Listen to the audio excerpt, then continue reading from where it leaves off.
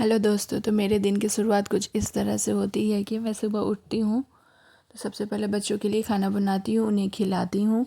और उन्हें खिलाने के बाद मैं क्या करती हूँ, झाड़ू पोछा और किचन में बर्तन वर्तन जो होता है उसकी धुलाई करती हूँ, रैक वगैरह साफ़ करती हूँ। तो उसके बाद जो होता है काम वो बच्चे बच्चे के साथ थोड़ा सा खेलना होता है। उन लोगों को साथ में होता है ना कि उन्हीं के साथ बैठना है, वो सब करना होता है। उसके बाद मैं दोपहर के बाद किचन में आ गई थी। ये देख सकते हैं नीचे बैठ के क्या कर रही है। जब मैं इससे पूछी कि तुम क्या कर रही हो तो ये कहती है तो काम कर लें अम्मी, काम कर लें। और पेन ली हुई थी, टिप टिप का पेन। वो पेन पता नहीं कैसे फंसा ली, वो ना टिप टिप करने से ना बाहर उसका आ रहा था ना अंदर, नहीं मतलब वो बाहर निकल गया था, वो अंदर नहीं जा रहा था उसमें। इसलिए वो परेशान होकर के मेरे पास लेकर के आई थी, मेरे बगल में खड़ी थी। और मैं साग बना रही थी उस टाइम पे। आप देख सकते हैं ये जो है, जो साग मैं बना रही हूँ इसे हम लोग बथुए का साग कहते हैं। आप लोग के इधर किस चीज़ का साग कहा जाता, ये आप लोग कमेंट करके बताइएगा। और क्या कहते हैं, इस साग को आप लोग कैसे बनाते हैं इसका भी रेसिपी मेरे साथ ज़रूर शेयर कीजिएगा। क्योंकि सब्ज़ी तो जो भी होता है वो सब जगह एक ही मिलता है, बट उसको अलग अलग नाम से लोग बोलते हैं। तो इसलिए मैं पूछ रही थी कि आप लोगों के इधर किस नाम से बोला जाता है इस सब्ज़ी को, साग को।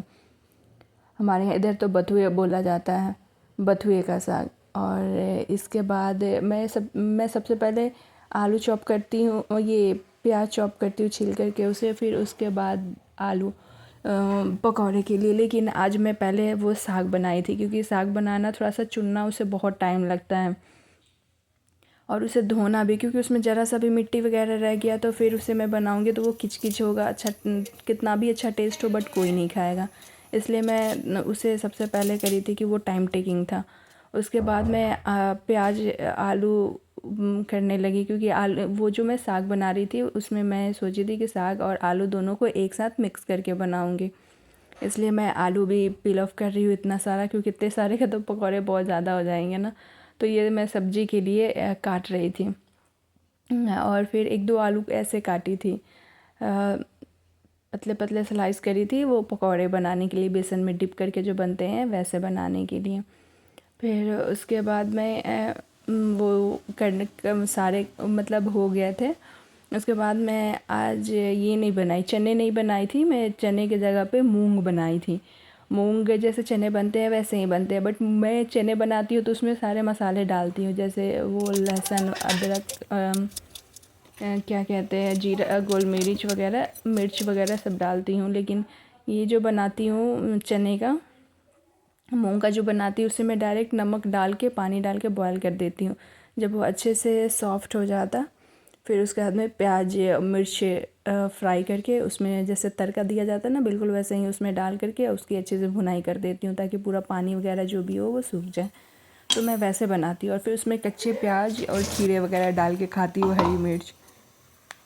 तो आज मैं वैसे बनाई थी। और यहाँ पे देख सकते हैं मेरा आलू वगैरह कट चुका है, प्याज भी कट गया था। तो मैं सब्ज़ी चढ़ाने लगी थी। सब्ज़ी चढ़ाते टाइम पे ये जो सब्ज़ी था वो मैं इस तरह से बना रही थी ना, जैसे वो फ़ोरन दे करके जो बनाते हैं, जैसे मछली में सरसों मेथी वगैरह डाल के, तो वो उसका मैं फ़ोरन दी थी। जब वो जल गया था, चटक गया था, तो फिर मैं उसमें मसाले मिक्स करी थी।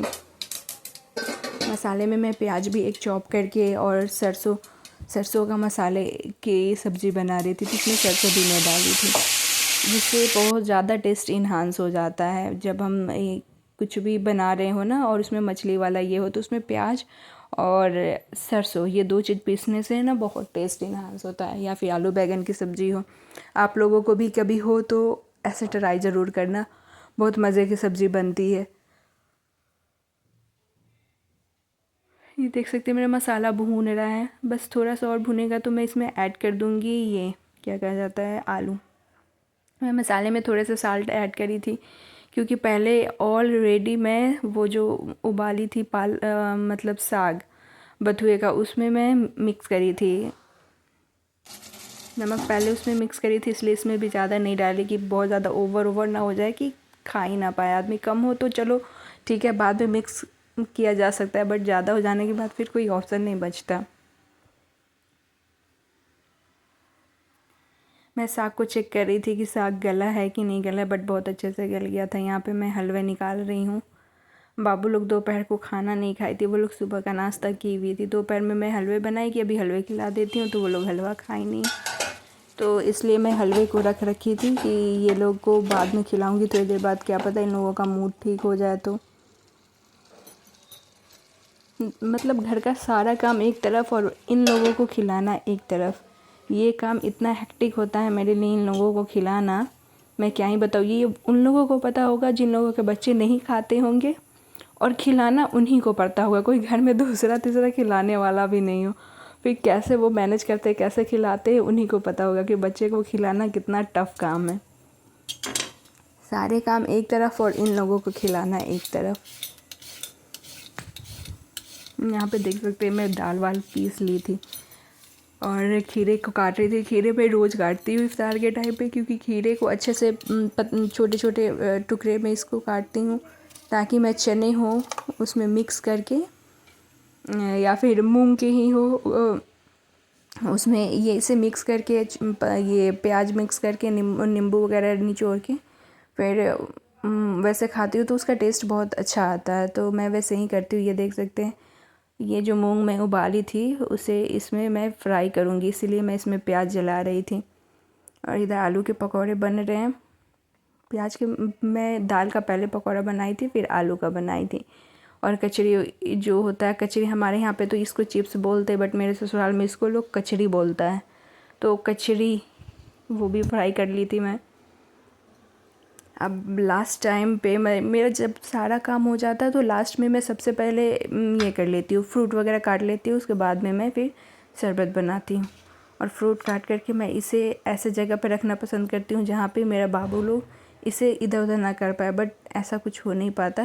कहीं पे भी वो लोग ढूंढ ही लेते हैं। और मेरा किचन उतना स्पेसियस भी नहीं है कि कहीं किचन में ही ऊपर रैक वैक पे डाल दूँ, तो वो लोग तो इसका सत्या बेड़ा गर्क कर देते हैं इफ्तार से पहले।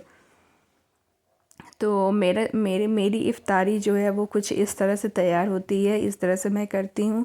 आप लोग अपना कैसे इफ्तार तैयार करते हैं, आप लोग प्लीज़ कमेंट करके बताइएगा। और आप लोग इफ्तार में क्या क्या बनाना पसंद करते हैं, क्या क्या खाते हैं, प्लीज़ मेरे साथ भी शेयर किया करिए।